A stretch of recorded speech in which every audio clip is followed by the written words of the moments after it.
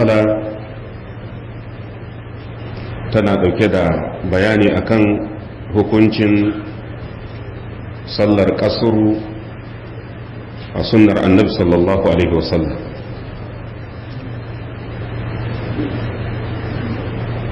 قال المؤلف رحمه الله وتملتافي يتي وتقصير الصلاة في السفر سنة yin kasoro a lokacin da za a yi sallah idan ana cikin tafiya ya ce sunna ce. Shi wannan malami ya rubuta littafin nan ya sanya bayanai takaitattu domin ya tabbatar maka abubuwan da ahlus sunna sun yarda da su wato tun zamanin sahabban annabi sallallahu alaihi wasallam ba tare da ya yi dogon bayani a kai ba. Ya dai gaya maka cewa kasuru idan za a yi sallah a lokacin da ake cikin tafiya sunnar annabi ce sallallahu alaihi wasallam. To za mu ɗan ƙara faɗaɗa bayani a kai ta al'amura guda 7 game da wannan kalma da ya faɗa.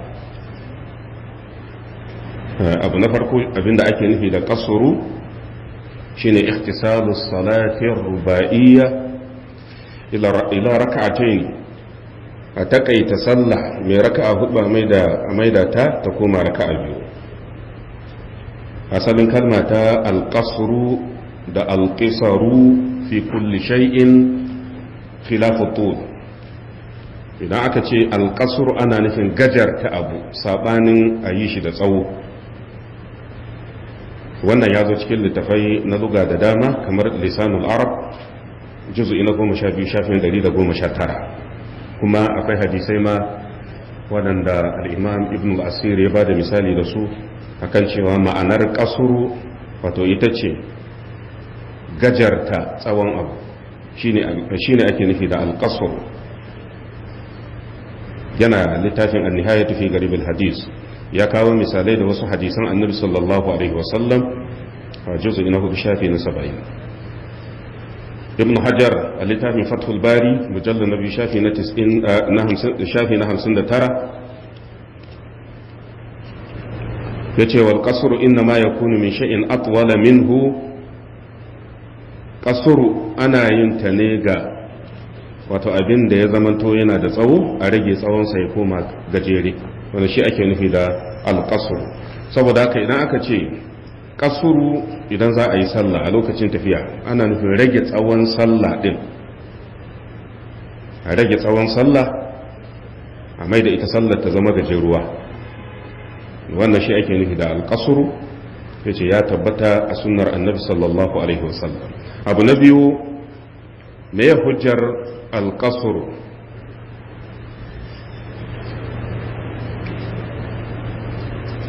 Ibn Qudama a littafin al-Mughni yayi magana ya kawo hujjoji kashi 3. Yace al-aslu fi qasri salati al-kitab wa sunna wal ijma'. Akwai hujja ta ayar al-Qur'ani game da sallah ta al-qasru. Wato an samu hujja daga al-Qur'ani, an samu hujja daga sunnar annabi sallallahu alaihi wasallam, an samu hujja ta ijma'i, haduwar fahimtar malaman sunna. Ya ba da hujja ta alkur'ani da suratul nisa'i aya ta 101. Allah tabaraka wa ta'ala ya ce wa idza darabtum fil ardi falaysa alaykum junahun an taqsuru min as-salati. Idan tafiya ta same ku a cikin ƙasa babu laifi ku gajarta sallah, an taqsuru min as-salati. Wato Allah da kansa ya kira wannan sallar da suna al-qasru. Allah da kansa ya ma wannan suna salatul qasri, an taqsuru min as-salati. Babu laifi idan tafiya ta same ku a doron ƙasa ku rage tsawon sallah. In khiftum an yaftinakum alladhina kafaru, idan kuna tsoron kafirai za su jefa muku fitina, idan kun tsaya da ku yi sallah har zuwa ƙarshe, to kafirai kamar a wancan zamani da ku suke jira suke su samu wata yar dama da za su auka wa musulmai. Sai Allah madaukaki ya sassauta al'amarin sallah ga annabi sallallahu alaihi wasallam da sahabban shi innal kafirina kanu lakum aduwwan mubina. kun ga aya ta alqur'ani ta tabbatar da qasr, ya bada hujja da hadisi kuma wanda ya'la bin umayya yake tambayar sayyidina umar bin khattab Allah ya kare yadda sa gare shi, yace masa to ga wannan aya ta suratul nisa'i Allah yake laisa alaikum junahun, babu laifi gare ku an taksuru minas salati, ku gajarta tsawon sallah in khiftum an yaftinakum alladhina kafaru, idan kuna tsoro kafirai za su auka muku wato da fitina. sai ce to lokacin da Allah ya saukar da wannan aya akwai tsoro, musulmai suna cikin fargaba, ana cikin tsoro, kafirai za su iya auka wa musulmai a kowane lokaci. sai ya ce masa sayyidina Umar wa qad aminan nasu, yanzu kuwa hankalin mutane ya kwanta, musulunci yayi karfi, ba a tsoron barazanar kafirai, tunda shi Allah ya ce in khiftum, in kuna tsoro, to yanzu babu tsoron, ma ci gaba da yin kasuru. a wata riwayar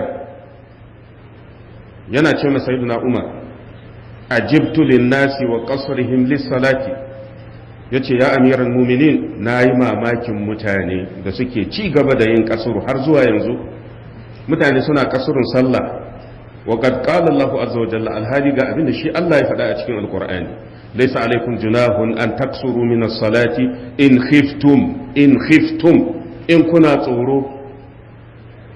sai ce wa kad zahaba hada, wannan tsoron yanzu ya tafi, babu shi. da kaga annabi sallallahu alaihi wasallam ya rasu, sayyidina abubakar ya yi shugabanci ya rasu, an nada sayyidina umar bin khattab, hankali ya riga ya kwanta, musulunci ƙara faɗaɗa ma yake a duniya. a lokacin duk wata ƙasa mai ƙarfi a duniya tana tsoron musulmai, kowace ƙasa. a zamanin sayyidina umar babu sauran wata daula da musulmai suke fargabanta, babu. saboda haka isa ya ce yanzu wannan tsoron ya tafi. to kaga kenan ya kamata mu daina kasaru ai, tunda shi Allah ya ce in khiftum, in kuna tsoro, yanzu ko babu tsoron.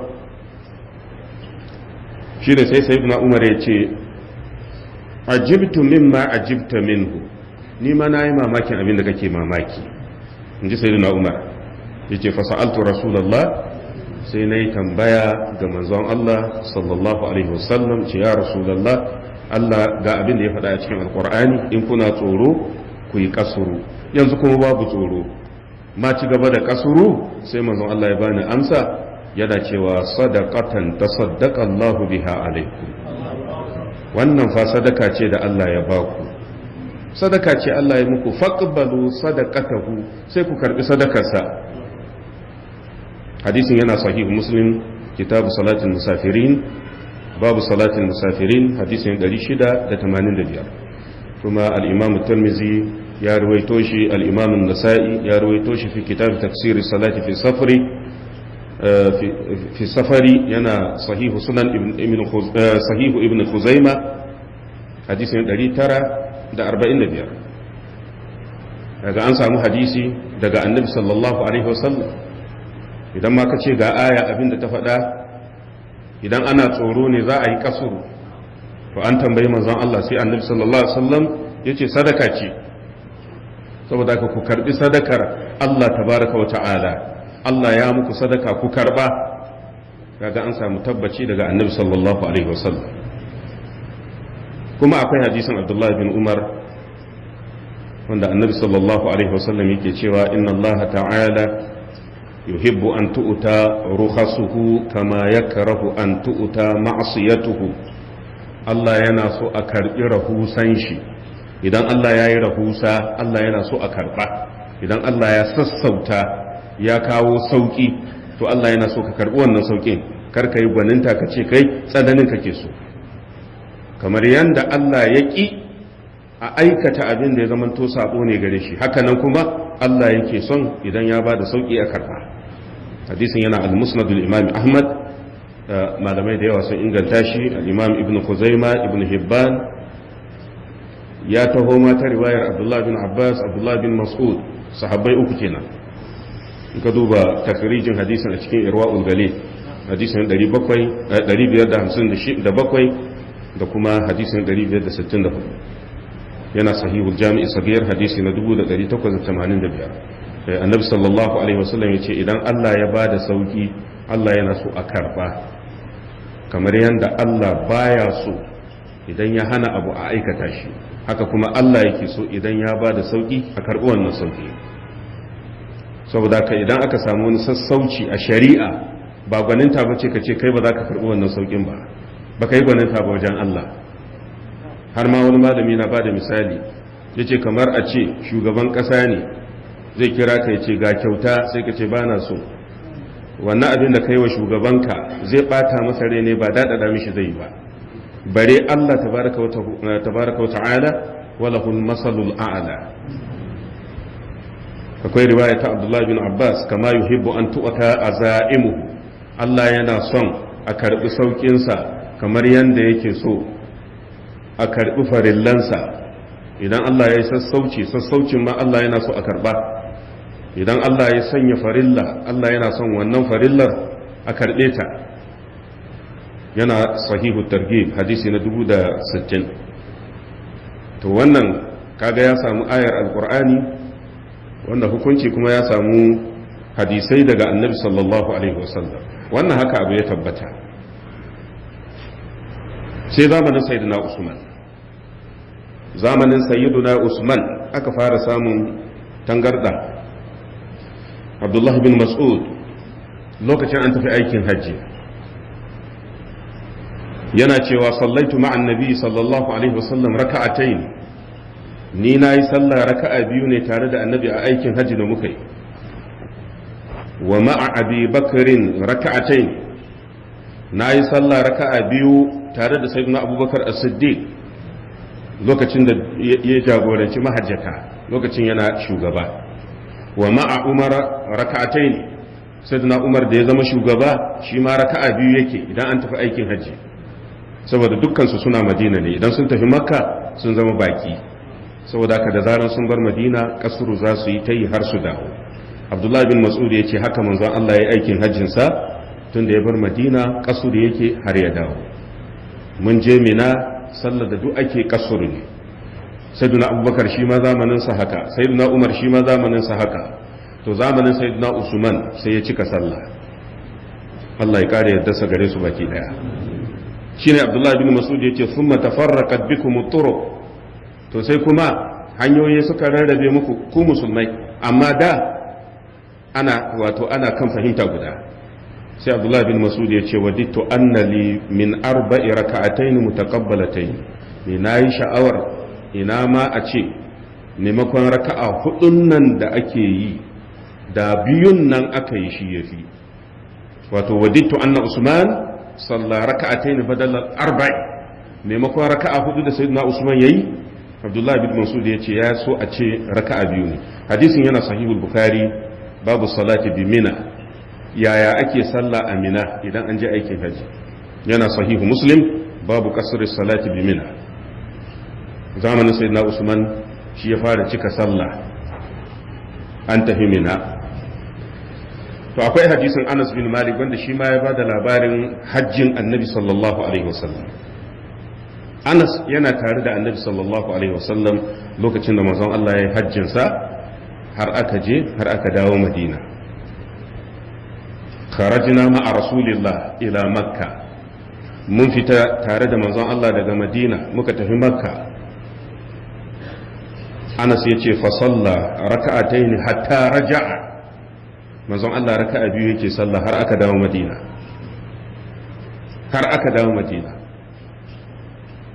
yace wa aqamna bi makkata 10, mun zauna a makka kwana 10, na qasuru salata muna qasaru hatta raja'a, har sai da manzon Allah ya koma Madina. muttafaqun alayh. wanda hadisin yana sahih bukhari yana sahih muslim. kaga zaka ce ai annabi sallallahu alaihi wasallam mutumin makka ne, a makka aka haife shi, nan ya girma, nan Allah ya bashi manzanci. daga baya ya yi hijira ya bar makka ya koma madina. yanzu gashi tafiya ta kawo shi makka, manzon Allah bai daina kasur ba saboda ya bar zama a makka. don haka idan da kana zama a wani gari sai ka bar zama a garin, ko da garin na iyayenka ne. Idan ka dawo garin ko tafiya ta kama ka ko ka zo zumunci, kasuru za ka yi. Abinda annabi sallallahu alaihi wasallam ya yi kenan. Ya tafi makka sai da ya kai kwanaki 10, amma har aka dawo bai daina kasuru. Anas bin Malik ya faɗi haka, wanda shine bayanin Abdullah bin Mas'ud, yake cewa zamanin annabi sallallahu alaihi wasallam raka'a 2 ne, zamanin sayyidina Abubakar, Umar duk haka ne, amma zamanin sayyidina Usman sai ya cika sallah ya mai shi raka'a 4 da aka je Mina. To wannan hujja ta biyu kenan. Hujja ta uku, Ibn Qudama yace wa ajma'a ahlul ilmi ala anna man safara safaran taqsuru fi mislihi salatu fi hajjin أو أمرة أو جهاد أن له أن يقصر ربائية فيصليها ركعتين. duk malaman sunna sun ittifaki. Ibn Qudama ya ce duk malaman sunna sun yi ittifaki akan cewa idan tafiya ta kama ka, to sallar da ya kamata ka yi ita ce kaso. Tafiyar nan ta aikin hajji ne, tafiyar nan umra ce, tafiyar nan ta jihadi ne. Idan dai tafiyar ana kasuru gare ta, to wannan tafiya bai kamata ka cika sallah ba. Lahu an yaksura arraba'iyya, idan sallah tana da raka'a 4 sai ka mai da ita 2, fa yusalliha raka'atayn. Zaka ce me yasa sayyiduna Usman shi kuma ya cika sallah baya ga cewar annabi sallallahu alaihi wasallam yayi kasuru a tafiyarsa ta aikin hajji, sayyiduna Abubakar haka, sayyiduna Umar shi ma haka, amma zamanin sayyiduna Usman sai ya cika. Ibn al-Qayyim Jawziya, kamar wasu malamai, a littafin Mukhtasar Sawa'iq al-Mursala juz'i na farko shafi na 22 ya bayyana dalili, yace inna Usman kana imam al-muslimin. Sayyidina Usman shugaba ne na musulmai, tunda shine halifa a wannan lokaci. Fa haisu kana fa huwa manziluhu, duk inda ya tafi wurin ya zama mazauninsa. To a tunanin sayyidina Usman wannan uzuri ne da zai sa ya aje kaso. Aw annahu kana qad azama ala al-istitan bi Mina. Akwai malaman da suke cewa sayyidina Usman yayi azama akan cewa shi zai zauna a Mina, tunda ya kulla wannan niyya, kaga ya zama mazaunin gurin, saboda haka sai ya cika sallah. Dama ai kasuru tana kan matafiyi ne, idan ka mai da wuri ya zama wurin zamanka, to kasuru ta sauka. Sayyidina Usman da ya yi azama akan zai mai da Mina ta zaman to headquarters. Aw annahu kana qad ta'ahala biha, wasu malaman suna cewa yayi aure ne a Mina, saboda haka yake ganin wurin ya zama gida gare shi. Wa man ta'ahala bi baladin lam yasbut lahu hukmul musafir. Idan mutum ya zamanto yana da mata a gari, yayi aure a gari, to ba a cewa wannan mutumin matafiyi ne, saboda ya zama mazauni. Aw annal a'raba kanu kad kasuru fi dhalika al-mawsim. Wasu malaman suna cewa a wannan shekarar da sayyidina Usman ya cika sallah, an samu kauyawa da yawa a aikin haji. Kauyawa da yawa, mutanen da ke zama a daji waɗanda kansu bai waye ba, ba su san musulunci ba. Fa ahabba an yu'allimahum fardhu salati, saboda haka sayyidina Usman sai ya ga maimakon ya kasurun sallah ya rikitar da su, bari ya cika sallah. Wa annaha arba'un aw ghayru zalika min at-ta'wilat, akwai tawili daban-daban da malamai suka yi, allati dhannaha adilla muqayyada li mutlaq al-qasr aw mukhassisa li umumihi, wa in kanat kulluha da'ifa. Amma duk da haka Ibn Qayyim Jawziya yace duka waɗannan dalilai suna da rauni, babu wani dalili mai hujja ingantacciya da take zama dalili da zai sa a aje kaso. Was-sawabu, saboda haka idan ka dawo, abin da ya fi dacewa da kai shine hadiyu rasulillah, ka yi riko da shiriyar manzon Allah. La shakka sayyidina Usman yana cikin manyan mutane waɗanda yake wajaba a kanmu mu girmama su, amma kada mu yadda mu aje sunnar manzon Allah saboda aikin wani sahabi. Fa innahu kana imamal muslimin, la shakka shugaba ne na musulmai. Aisha matar annabi sallallahu alaihi wasallam mata ce ga manzon Allah fi hayatihi wa mamatihi, a duniya da lahira. Ta yi kasuru domin aikin hajjin da annabi sallallahu alaihi wasallam yayi ya tafi da matansa gaba daya. kuma dukkansu suna kaso har aka je har aka dawo. وقد بلغه أن رسول الله إنما رخص في الإقامة به وللمهاجرين بعد قضاء نسكهم. ابن القيم الجوزية يقول أيسي سيدنا عثمان يا سني النبي صلى الله عليه وسلم يا هنا a lokacin da aka tafi aikin hajji manzon Allah ya hana duk mutumin da ya hijira daga makka bayan gama aikin hajji ya wuce kwana 3 ya bar garin. saboda haka sai na Usman ya sani zama Amina bai kama shi ba tun daga umarnin da manzon Allah ya riga ya bari. duk mutumin da ya hijira daga makka ya koma madina to aikin hajjin da aka zo din nan an ɗiba mar kwana 3 kawai. idan kwanaki 3 sun cika to kare zauna makka maza ya kama hanya ya koma madina. wal musafiru idza tazawwaja fi tariqihi lam yathbut bihi hukm al iqama. idan ma aure ne sayyidina Usman yayi Amina to ai babu dan kai aure baya tabbatar ma da hukuncin kai mazauni ne. wannan ya kauda kuskure da mutane suke. akwai mutane da suke tunanin idan kai tafiya da matarka to ba za ka yi kasuru ba. idan kana tafiya da iyali to kana tafiya da gida ne don haka ba kasuru. shi ko annabi sallallahu alaihi wasallam tun daga madina ya taso da matansa duka aka zo aikin haji har aka koma da shi da matan kasuru suke. da kaga wannan ya zama tunanin shedan. don haka bare kuma mutumin da ana cikin tafiya ne ya samu wata bazawara ko budurwa ya aure wannan bai sa ya zama dan gari ba. bi mujarradi tazawwuj ma lam yuzmi al-iqama. sai dai fa idan ya auri matar sai yayi niyyar zai zauna a gurin to lokacin kuma ya zama dan kasa ya zama mazaunin wannan guri. wannan shine abu na biyu. don haka idan kana neman hujja ta alqur'ani akwai aya, idan kana neman hujja ta hadisan annabi sallallahu alaihi wasallam akwai hadisi, idan kana neman hujja ta uku ta ijma'in malamai ittifaqan duk malaman sunna sun yadda kasuru sunnar manzon Allah ce sallallahu alaihi wasallam. abu na uku shine tarihinsa. al-imam al-bukhari akwai kitabu manaqib al-ansar ya kawo yayi babi musamman akan tarihi, akan yace babu tarihi min aina arrafu tarikh, wato babi ne musamman akan tarihi. ya kawo hadisi na 3935 hadisin Aisha da take ba da labari. Aisha ta ba mu labarin yadda sallah ta kasance a zamanin farko.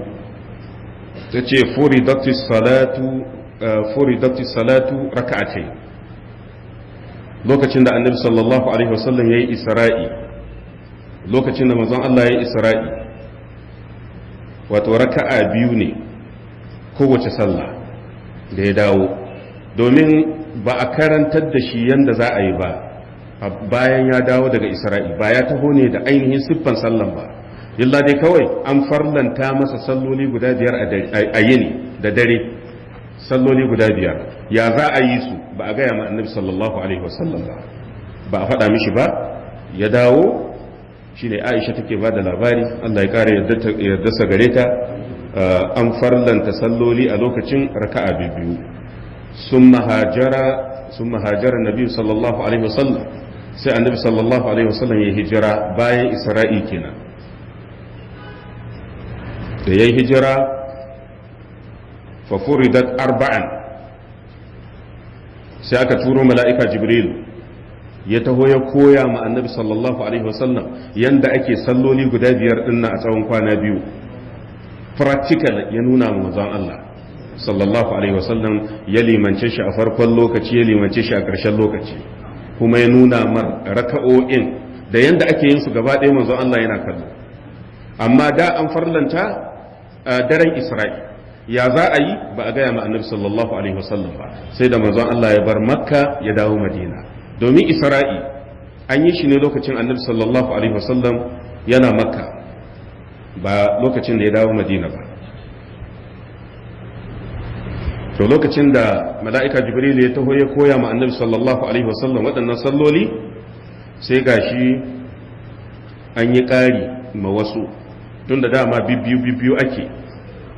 furidatu salatu raka'atayn thumma hajara an-nabiy fa furidat 4, sai aka yi ƙari suka koma hurhudu guda 3 kenan.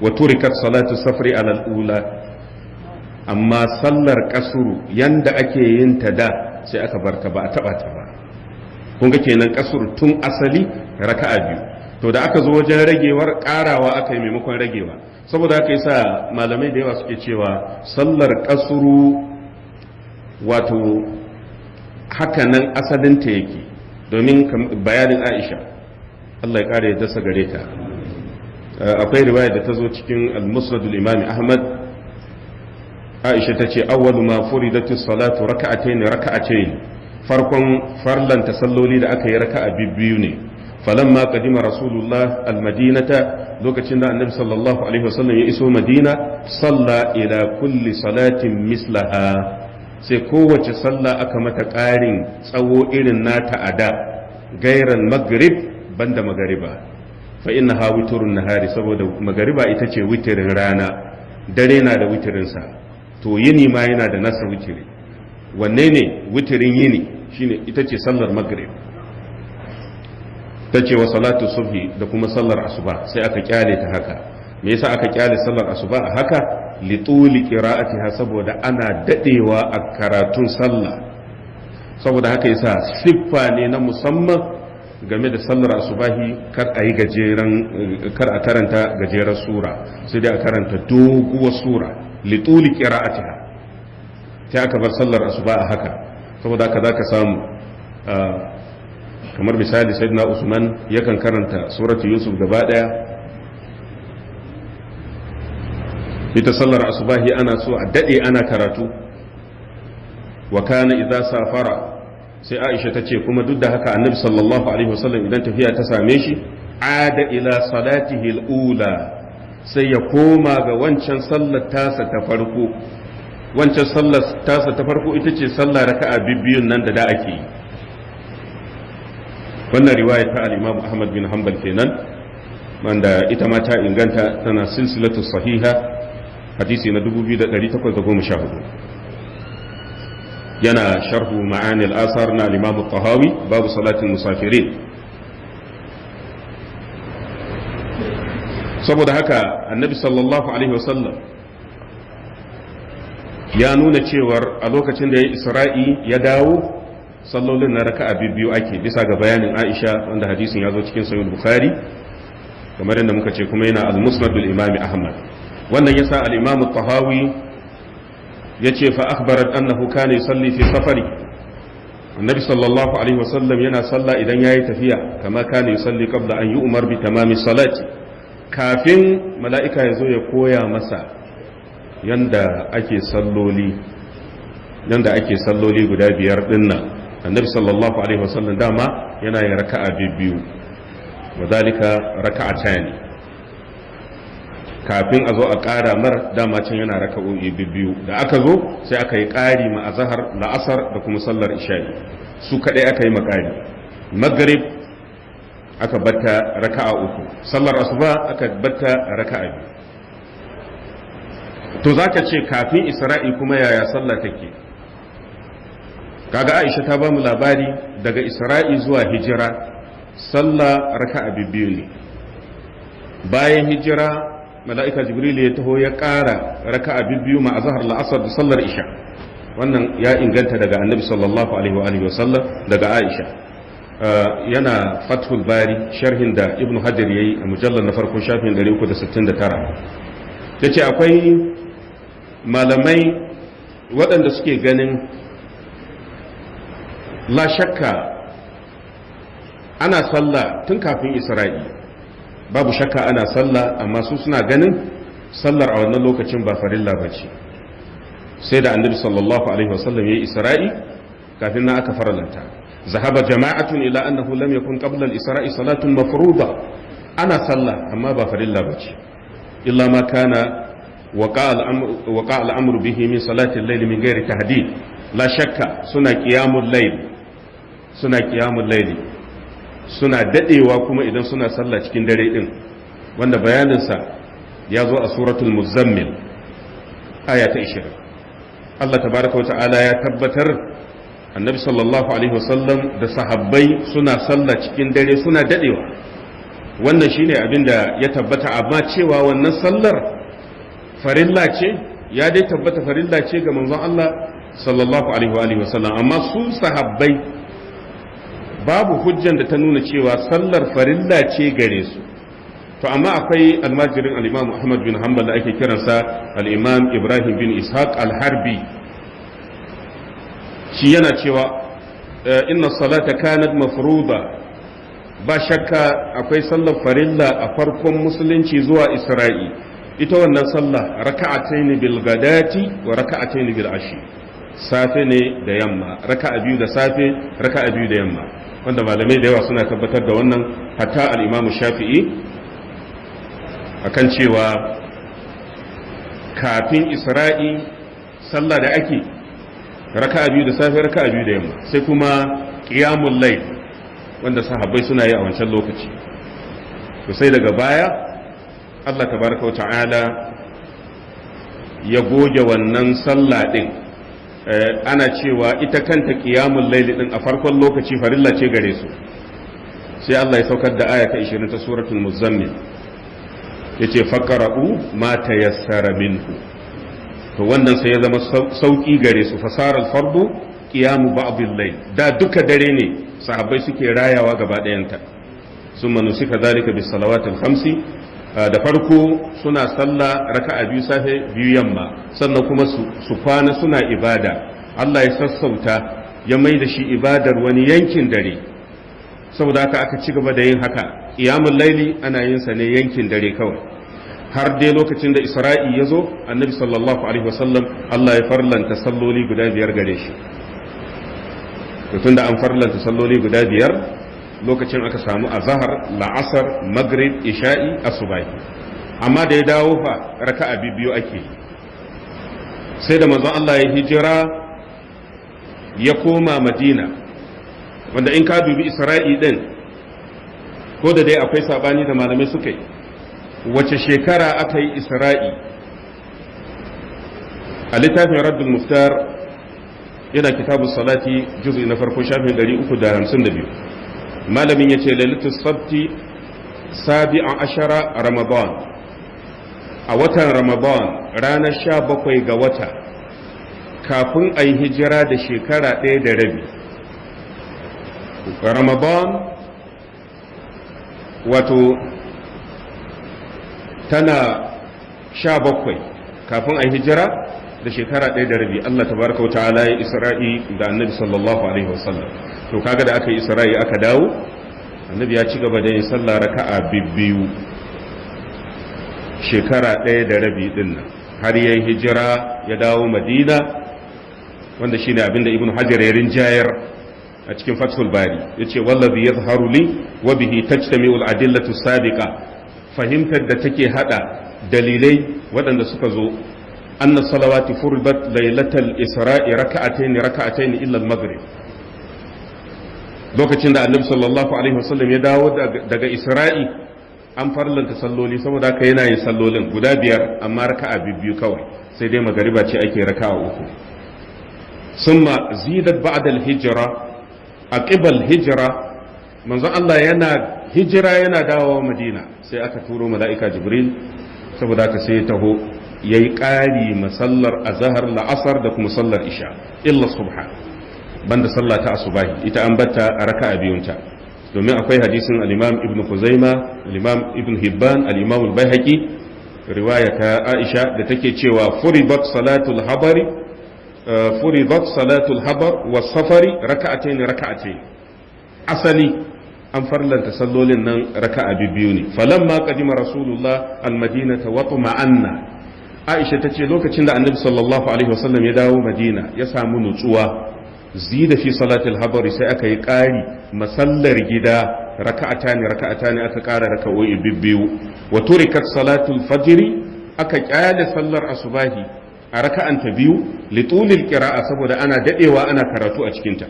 Wa salatul maghrib, aka kyale sallar magariba raka'a uku, li'annaha witrun nahari, saboda magariba ita ce witiri, wato na sallolin yini. To anan zaka iya fahimtar tarihin sallah wato zamanin annabi sallallahu alaihi wasallam. Farkon musulunci ana sallah raka'a biyu da safe biyu da yamma. Shin biyu da safe biyu da yamma din nan dole ne ko ba dole bane? Nan ne inda malamai suka yi sabani. Kuma in dare yayi to sahabbai suna kwana suna sallah, kwana suke suna sallah. In ka karanta aya ta 20 ta suratul muzammil zahiri zaka ga abin da Allah ya faɗa. To amma ana haka din daga baya lokacin da Allah ya saukar da suratul muzammil sai ya sassauci faqra'u ma tayassara min, an rage maimakon a kwana ana sallah wajibi ne dai kai qiyamul layl gwargwadon hali, fasara al-fardu qiyam ba'd al-layl, sai zamanto in dai kai sallah na yankin dare shikenan. To haka aka yi ta yi har zuwa isra'in annabi sallallahu alaihi wasallam, wanda lokacin isra'i kuwa abinda malamai da yawa suke tabbatarwa isra'i ya uku a watan ramadan, sabanin yadda aka samu wasu riwayoyi da dama a kai. A cikin watan ramadan, rabin watan ramadan 17 ga wata annabi sallallahu alaihi wasallam ya isra'i. wannan fahimta guda ce, kafin hijira da shekara 1 da rabi da aka yi isra'i aka farlanta salloli guda 5, amma da annabi sallallahu alaihi wasallam ya dawo sai ya dawo da kasuru a ciki, shine bayanin Aisha. zida fi salati tace furidat salatul habari was safari, lokacin da manzon Allah ya tafi isra'i ba sallar da aka farlanta masa ba wai salloli 5 din nan kawai bane, har da kasurun su haka ya taho da su. saboda haka ya taho da sallah ta kasuru da sallah ta mazauni, sallar matafiyi da ta mazauni sifa ɗaya ce, raka'a biyu ne kawai. har dai annabi sallallahu alaihi wasallam ya dawo madina da ya samu nutsuwa sai Allah ya turo mala'ika jibril sai aka ƙara ma sallar mazauni raka'a biyu, amma na matafiyi aka kyale ta yanda annabi sallallahu alaihi wasallam ya zo da ita daga daren wato tafiyar isra'ila. sai abu na hudu, menene hukuncin sallar kasuru? idan ka lura da ayan nan da muka karanta ta suratul nisa'i aya ta 101, wa idza darabtum fil ardi falaysa alaykum junahun an taksuru min as-salati, idan tafiya ta same ku babu laifi ku rage tsawon sallah, babu laifi, fala junaha alaykum. dalilin haka yasa aka samu sabani, amma la shakka an tabbatar kasuru sunnar manzon Allah ce, babu wani sabani a tsakanin malaman sunna. sai dai wannan ayar da take ishara da cewar babu laifi, kaga yana gwada cewar ba dole bane. wannan yasa aka samu malamai da ke ganin sallar kasuru ba farilla bace. na biyu, mun karanta hadisin Ya'la bin Umayya ya tambayi Sayyidina Umar wannan ayar da Allah ya ce idan ana tsoron wato fitinar kafirai, to tunda yanzu babu fitina, babu wannan tsoro, me yasa aka ci gaba da yin kasuru? Sayyidina Umar ya ce ya tambayi manzon Allah sallallahu alaihi wasallam irin tambayar da Ya'la bin Umayya ya masa. ga amsar da annabi sallallahu alaihi wasallam ya bashi, sadaqatan tasaddaqa Allahu biha alaikum, sadaka ce da Allah ya muku, faqbalu sadaqatahu, saboda haka sai ku karbi sadakar Allah. to in ka dubi ayan ta nuna kamar ba dole bane, falaysa alaikum junahu. in ka dawo bayanin manzon Allah yace sadaka ce Allah ya bayar, idan aka ce sadaka ya zama dole, kaga har yanzu dai bai zama dole ba. saboda haka yasa wasu ke ganin ita sallar kasuru ba farilla ba ce, wato sadaka ce, kenan ruksa ce, sauki aka yi wa mutane. to amma idan ka dawo ka dubi rayuwar manzon Allah sallallahu alaihi wasallam, kamar bayanin Abdullah bin Mas'ud da muka karanta, kamar bayanin Anas bin Malik da muka karanta, Abdullah bin Mas'ud ya ce yayi hajji da Annabi sallallahu alaihi wasallam. manzon Allah tun da ya bar Madina har aka koma kasuru yake, haka nan zamanin sayyidina Abubakar, haka nan Umar, ba su taba bari ba. haka Anas bin Malik shi ma ya bada labari, Abdullah bin Umar shi ma ya faɗi haka, shi ma hadisinsa yana sahihul Bukhari da kuma sahihu Muslim. sahibtun nabiyya, Abdullah bin Umar ya ce na sahibci annabi sallallahu alaihi wasallam, na kasance tare da annabi a tafiyarsa fa kana la yazidu fi safari ala rak'atayn duk tafiyar da manzon Allah zai yi bai taba yin ƙari akan raka'a biyu ba inji Abdullah bin Umar duk tafiyar da manzon Allah sallallahu alaihi wasallam yayi ba ma tafiya ta aikin haji kawai ba bai taba yin ƙari akan sallolin azhar la'asar magriba isha'i ba raka'a biyu yake haka nan yace wa Abubakar wa Umara wa Usmanu kazalika yace haka nan ma sayyidina Abubakar haka nan ma sayyidina Umar haka nan ma sayyidina Usman domin sayyidina Usman ba wai da ya karbi mulki ne ya cika sallah ba la sai da aka dan samu lokaci kafin nan daga baya cika sallah din kaga wannan ya tabbatar bisa shaidan sahabbai da yawa annabi sallallahu alaihi wasallam bai taba barin kasur ba al-imam al-bagawi littafin ma'alim at-tanzil yace i'lam anna qasr as-salati fi as-safar ja'izun bi ijma'i al-umma la shakka duk al'ummar annabi sallallahu alaihi wasallam sun tabbatar kasuru wato sunna ce واختلفوا في جواز الاتمام amma shin ya kamata ka cika ko bai kamata ba ka tsaya a raka'a biyun ka shi yafi dacewa aksaruhum ila anna al-qasr wajibun inji al-imam al-bagawi yace akasarin malamai sun ce sallar kasru dole ne ba wai zabi bane in dai tafiya ta same ka akwai wani kuskure da mutane ke yi sai ce ai na taso tafiya amma na manta ban yi niyyan kasaru ba ai ba wata niyya da ka bar gari kasaru ne ya kama ka ba wata niyya ai yanzu misali in za ka yi tafiya sai ka yi niyyan zan yi sallah a tafiya ai ba sai ka yi niyya ba inda azhar ta zo dole kai to idan ko za ka yi azhar tun da kai matafiyi ne dole raka'a biyu za ka yi shine abinda al-Imam Bagawi yake faɗa wannan ita ce fahimtar sayyidina Umar sayyidina Ali Abdullah bin Umar Jabir bin Abdullah bin Abbas Allah ya kare yadda sa gare su wanda shine fahimtar Abdullah bin Mas'ud sahabbai da yawa su a fahimtar su kai kasur din nan dole ne ba zabi bane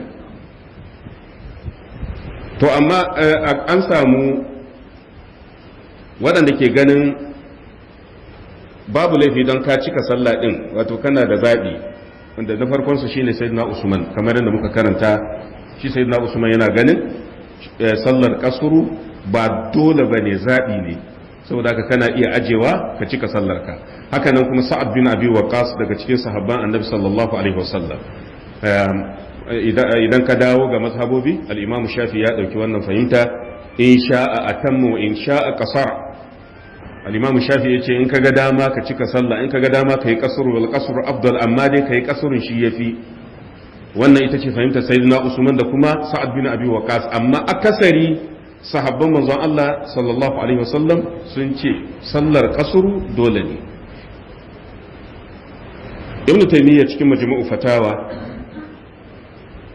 a mujallad na 8 shafi na 24 yace fa innal muslimina qad naqadu bit tawaturi labarai duk da aka samu daga annabi sallallahu alaihi wasallam anna nabiy sallallahu alaihi wasallam lam yusalli fi safari illa raka'atayn manzon Allah bai taba yin sallah a tafiyar shi ba sai dai raka'a biyu bai taba yi ba in dai sallar azhar la'asar da kuma sallar isha ne walam yanqul anhu ahadun annahu salla arba'an qat babu labari da aka taba samu cewa annabi ya cika sallah a tafiyar shi walakin sabita anhu amma ta wajen azumi fa akwai bambanci ta wajen sallah annabi sallallahu alaihi wasallam baya cika sallah duk tafiyar da manzon Allah zai a rayuwarsa kasuru ne laqad kana lakum fi rasulillahi uswatun hasana ai idan aka ce sadaka ce Allah ya bayar to ai bai kamata sadakar Allah kai wasa da ita ba kaga cewa zabi ne don haka zaka cika wannan ba gwaninta bane manzon Allah bai taba fasa kasuru ba a rayuwarsa amma ta wajen azumi annabi sallallahu alaihi wasallam an samu a wata tafiyar ya yi azumi a wata tafiyar ya karya azumi ya karya ma da ya ɗauki azumi ana tafiya kuma ya karya a gaban jama'a suka gani saboda ya karantar da sauƙi ga al'umma karka ce ai tun da ka ɗauko bai kamata ka karya ba sai manzon Allah ya karya jama'a na gani wa kana ashabuhu minhum as-sa'im wa minhum al-muftir sahabbai suna tare da annabi sallallahu alaihi wasallam a tafiya zaka samu wani yana azumi wani ya aje azumi amma kasurfa ba a taba samu annabi ya aje ba haka ma sahabbai lokacin yana nan a littafin bada'i'us sana'i na al-imam al-kasani mujallad na farko shafi na 92 inna fardal musafiri min zawatil arba'i raka'atan la ghayr farillaka idan tafiya ta same ka ita ce kai raka'a biyu wanda ita ce farillarka wa kana rasulullahi la yaftaru min al-a'mali illa afdalaha idan aka ce annabi tsawon rayuwarsa duk tafiyar da yayi bai taba cika sallah ba ka san ku annabi ya zabi abin da yafi ne kai ba za ka zabi abin da yafi zabin manzon Allah ba idan annabi sallallahu alaihi wasallam ya zabi ya cika yayi kasuru kai kuma sai ka zaba ka cika sallah wa kana la yatruku al-afdala manzon Allah bai barin abin da yafi daraja annabi yakan yi haka zaka samu marra aw marratayn ta'liman li rukhasihi idan annabi yakan dan bar wani abu da yake yi saboda ya nuna sassauci kamar misali da muka yi ya karya azumin dan ya nuna maka akwai sassauci a shari'ar Allah tabaraka wa ta'ala amma ta sashin kasuru manzon Allah bai taɓa bari ba wa dalilu alaihi annahu qasara bi makkah babban abin da zai baka mamaki an tafi garin makka mahaifar manzon Allah sallallahu alaihi wasallam amma annabi yana kasuru idan ma yayi kasuru din sai ya ce wa mutanen makka atimmu ya ahla makka fa inna qaumun safar atimmu ya ahla makka fa inna qaumun safar ya ku mutanen makka ku cika sallar ku don mu matafiya ne manzon Allah sai ya gaya musu haka tunda ya bar zama a garin makka falau jazal arba'u lamaktasar ala rak'atayn al-imam al-kasani yace abinda zaka lura da shi anan abinda yasa ya bada wannan misali na daya haramin makka yana da daraja saboda ibadar da ake ciki idan kai ibada a makka ana ninninka maka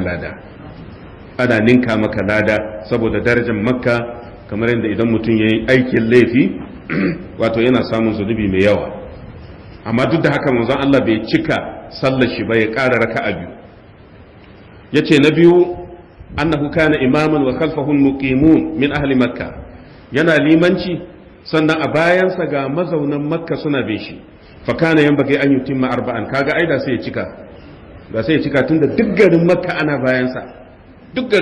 bayansa kai la yahtaju ulaika alqawmu ila tafarrud zaka a tunaninka ai mafi dacewa shine annabi yayi hudun kawai sai duk garin ayi hudu kaga ba sai yayi sallama kuma duk gari a miƙe a cika raka'a biyu ba amma manzon Allah bai bari ba sai dai in yayi biyun su cika bibbiyun su bai bar wannan kasurun ba inji al-Imam al-Kasani wal yanalu fadilat al-i'timam bihi fi jami'i salati wa haythu lam yaf'al tunda annabi sallallahu alaihi wasallam bai haka ba dalla zalika ala sihhati ma qulna wanda shi ya nuna cewa cika sallah ga matafiyi kuskure ne ba daidai bane kuma kasuru ga matafiyi ba wai zabi bane wajibi ne wanda shi ne ita ce fahimta mafi inganci wanda in ka dubi silsilatul ahadith sahiha mujallal na 6 shafin 744 Muhammad Nasiruddin Al-Albani yayi magana akan hadisi yayi sharhinsa dallatul ahadisu ala anna salatas safari aslun bi nafsiha sallar kasuru asalinta ba rage ta akai ba haka ta zo tun daga Isra'i shine hadisin Aisha kasuru haka ta zo biyunta kuma da ma suka sauko sun taho a siffa ɗaya ne lokacin da manzon Allah ya sauko daga Isra'i ya sauko da kasuru raka'a biyu haka ma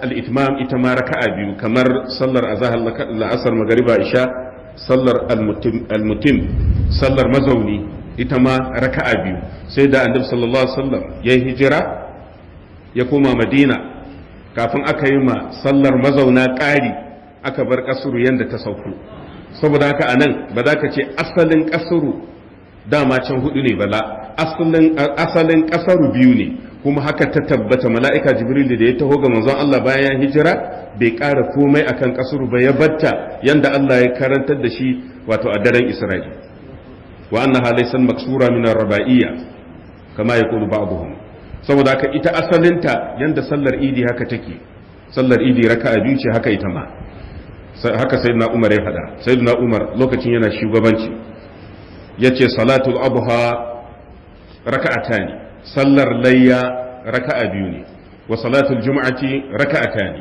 sallar juma'a raka'a biyu ne, wa salatul fitri raka'atani, sallar idul fitr karamar sallah ita ma raka'a biyu ne, wa salatul musafir raka'atani tamamun gairu qasrin. sayyidina Umar ya ce raka'o'i biyu ne haka suka zo a cike ba rage su aka yi ba, in ji sayyidina Umar da kansa ya ce waɗannan sallolin haka suka zo daga wajen Allah tabaraka wa ta'ala. Sallar idi a yi raka'a biyu, sallar juma'a a yi raka'a biyu, sallar kasuru a yi raka'a biyu, haka suka zo. Sai sayyidina Umar bayan ya faɗa sai ya ce ala lisani nabiyyikum, wannan ya taho akan harshen annabinku. Kaga sayyidina Umar ya tabbatar maganar ba tashi bace, haka manzon Allah ya koyar da su. wa qad khaba man iftara. Sayyidina Umar ya ce kuma wanda duk yayi ma annabi ƙarya to wannan ya tabe. Kaga ya kore ƙarya ga manzon Allah. Hadisin yana sahihu sunan Ibn Majah hadisin 871, yana Irwaul Galil hadisin 638, wanda wannan ya nuna cewar asali kasuru raka'a biyu ce, ba rage ta aka yi ba, haka take. Sallar mazauni ita ce aka yi makari, amma sallah ta ainihin kasuru a raka'a biyunta take, kuma haka Allah tabaraka wata'ala ya bata ga Annabi sallallahu alaihi wasallam. Wannan ita ce fahimtar da akasarin malaman hadisi suke riko da ita. Sallar kasuru ba sunna bace, mai ma'ana rukhsa, ba zaɓi bane, ba ganin dama bane, wajibi ne akan musulmi. Wannan ita ce fahimtar da Ibn Hajar ya zaba bayan ya kawo sabanin fahimta da aka samu. Yana Fathul Bari mujallal na farko shafin 464, ya kawo bayani da dalilan kowane malami akan cewa a cika sallar shi yafi, ko kana da zaɓin ka cika sallah alhali kana cikin tafiya. Bayan ya faɗa sai ya ce hujja mafi inganci ta tabbata ga wanda yake cewa sallar kasuru farilla ce, ba wato sauki aka yi wanda kai kawai kana iya ajiyewa ba. A littafin al-ikhtiyaratul fiqhiyya shafi na 32, Ibn Taymiyyah ya ce makaruhi ne mutum ya cika sallah alhali yana cikin tafiya, kuma yana da hadari domin akwai malaman ma da suke ganin sallar ka tana ɓaci, domin kasuru gare ka a matsayin matafiyi wajibi ne. Al-Imam Ahmad bin Hanbal an tambaya game da mutumin da ya cika sallah alhali yana cikin tafiya, sai ya ce la yu'jibuni, yana cewa idza salla arba'an, aka yi masa tambaya idan mutum matafiyi ya ƙi yin kasur, yayi sallah raka'a hudu, an tambaya al-Imam Ahmad shin sallarsa ta yi, annahu tawaqqafa fil ijza. Al-Imam Ahmad sai ya shuru bai bada amsa ba, wanda malamai suna cewa wannan hadari ne, alamar da take nuna shi bai da gamsuwa da cewa sallar mutumin ma an karbe ta. Abinda yake tabbatar da wannan shine shi dai Annabi sallallahu alaihi wasallam har ya gama rayuwarsa bai taba barin kasur ba, bai taba cika sallah alhali yana tafiya ba. Na ɗaya kenan. Na biyu, lam yasbut anna ahadan min as-sahaba kana yatimmu ala ahdi an-nabi sallallahu alaihi wasallam fi safari. Lokacin da Annabi yake da rai, babu labari da aka samu da ya inganta akan cewa an taba samun wani sahabi wanda ya cika sallah alhali yana tafiya. Kaga manzon Allah bai cika sallar ba, kasur yayi har ya bar duniya. Haka nan duk sahabbai suke sallah. Akwai hadisin Aisha da aka samu wanda ke nuna cewa ita tana cika sallah, amma shi Ibn Taymiyyah yana cewa wannan hadisin la taqumu bihi hujja, kamar yadda Ibn al-Qayyim al-Jawziyya yayi magana akan wannan hadisin a cikin Zadul Ma'ad mujallal na farko shafin 464. yace Ibn Taymiyyah ya ce hadisin batilun, wato hadisin ba gaskiya bane, akan cewa Aisha ta saba ma sunnar manzon Allah sallallahu alaihi wasallam. Ka san abu ne wanda ba zai yi ba. ma kanat ummul mu'minina litukhalifa rasulullah wa jami'a ashabihi.